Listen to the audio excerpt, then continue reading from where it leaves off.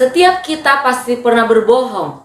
Justru ketika saya dan saudara berkata bahwa saya tidak pernah berbohong, pada saat itulah saya dan saudara sedang melakukan sebuah kebohongan.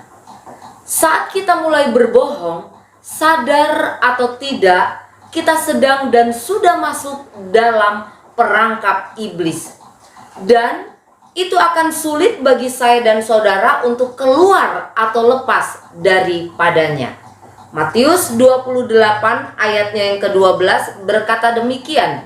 Dan sesudah berunding dengan tua-tua, mereka mengambil keputusan lalu memberikan sejumlah besar uang kepada serdadu itu. Amin. Ini yang terjadi dan dialami oleh imam-imam kepala dalam peristiwa kebangkitan Yesus Kristus. Imam-imam kepala bukan tidak tahu bahwa Yesus sesungguhnya telah bangkit, karena para penjaga menceritakan segala hal yang terjadi pada saat itu. Para penjaga memberitahukan kepada imam-imam kepala tentang peristiwa kebangkitan Yesus Kristus.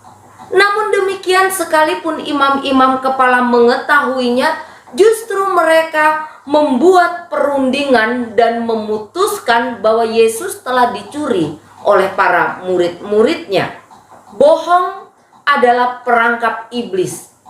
Ketika kita berbohong, maka kita masuk dalam perangkapnya, dan kebohongan itu akan membawa kita melangkah pada tindak kejahatan berikutnya.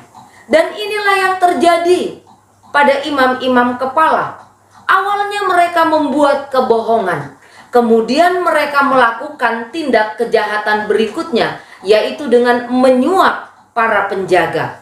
Tidak berhenti sampai di situ, bahkan mereka juga sudah merancangkan kebohongan berikutnya, yaitu berencana berbohong juga kepada wali negeri. Untuk apa? Tentunya untuk menutupi kebohongannya. Sekali berbohong, itu akan membuat kita berbohong untuk kedua kalinya, ketiga kalinya, dan seterusnya. Kebohongan adalah perangkap iblis yang akan menuntun pada kebohongan berikutnya. Itu sebab stop, berhenti berbohong. Karena jika tidak, iblislah yang menjadi bapa kita. Amin. Tuhan Yesus memberkati.